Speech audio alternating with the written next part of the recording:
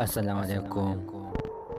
یو خلک د خپل د تل په لور باندې مین شو. دې خلک خپل مور او پلار ته ویلې، دې خلک مور او پلار دا د دې خلک خبره ونه منله. ډېره غمه دا خلک بیا لیونی شو. عزتمنو، د دې نه مخکې د زه دا یادوم تاسو کو چې زموږ په دې چینل کې نوي وای درته زموږ د چینل سبسکرایب کړئ، خوا کې ورسره د ټلۍ نشان ووایه چې ښایي یوه نوي معلوماتي ویډیو تاسو ته په اسانۍ باندې در ورسېږي.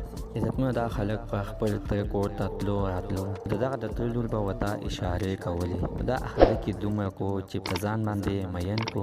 دې خلک ته بیا ډېر خوند ورکولو، د دې جینۍ اشارې.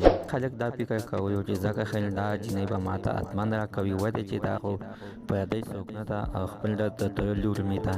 دې خلک خپل مور او پلار ته نه ویلې، ځکه چې د دې خلک یو بل مشری ورور هم و، خو هغه نه کوېدن کړی وه او نه تر اوسه پورې واده کړی و. دې خلک په سترګو کې دغه حیا وه چې د دغه د حیا د وجې خپله کور کې نه شو ویلی چې ما ته دا د خپل د تره لور وغواړه، زما خوښه ده.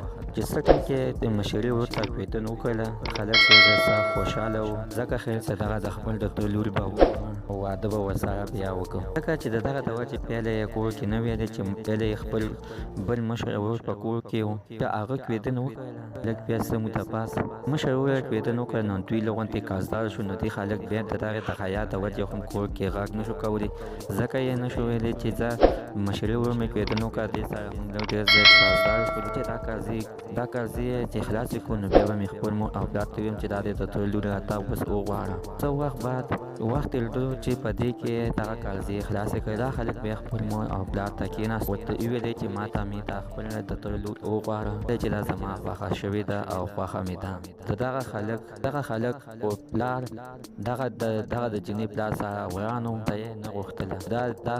دې خلک پلار ته خپل زوی ته غوسه شولو، ورته ویلې چې تا په بل ځای کې نه زما اورېره دې ایله خوښه کړه. خو دغه شانتې دې خلک ته خپل مور هم ورته وویلې چې د دوی نه تېره شه، بل ځای کې جینۍ خوښه کړه، هلته کې به تا ته موږ وکړو.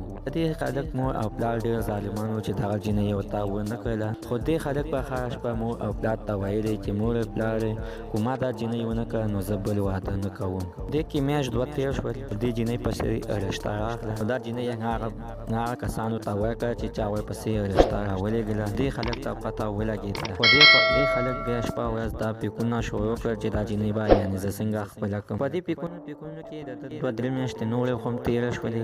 اخر د جینۍ واده تیار شو، چې په کومه ورځ باندې د جینۍ ډولۍ یې د جینۍ د کور نه اوچتوله. هغه ورځ ورته خلک په لار کې ولاړ وو، خلک د سترګو نه غټې اوښکې راتللې. هغه اوښکو تللو سره خلک بس دماغو کار پرېښودلو او لیونی شو. عزتمنو، دا خلک تر اوسه پورې نه هغه جینۍ پسې لیونی دی.